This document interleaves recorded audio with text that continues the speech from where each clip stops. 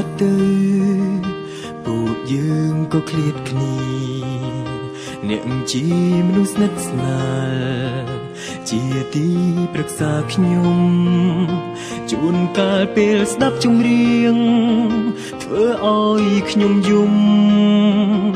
ព្រោះខ្ញុំនឹកមិត្តព្រោះខ្ញុំនឹកមិត្តទោះបីជានៅទីណាសង្ឃឹមអ្នកបានសុំ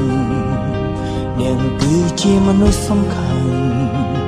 ជាផ្នែកនៃជីវិតមកពេលពួងយើងខុសគ្នា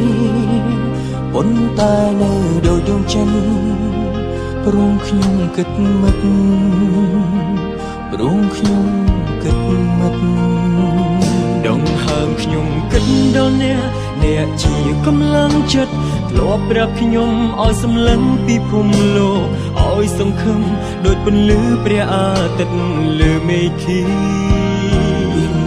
លោកមានជុកលៀងស្ដាប់ចម្រៀងលៀងដួងចិនកុំចងចាំវាសនាគ្រប់ពេលវេលានាងគឺជាមិត្តល្អរបស់ខ្ញុំនៅតែមានរូបនាងនៅក្បែរនៅតែនឹកបារម្ភពីអ្ន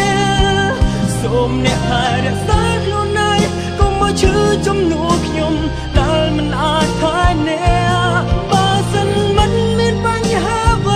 សូមចិត្តកុំលែត្រូវដឹងថានៅមានមិត្តម្នាក់ចាំជួយដងស្រាយនៅតែមានរូបនាងនៅក្បែរនៅតែអាចញញឹមព្រោះនាងមិត្តយល់ចិត្តតើមានតែម្ដងតែអាចប្រាំរឿងក្នុងចិត្តឲ្យ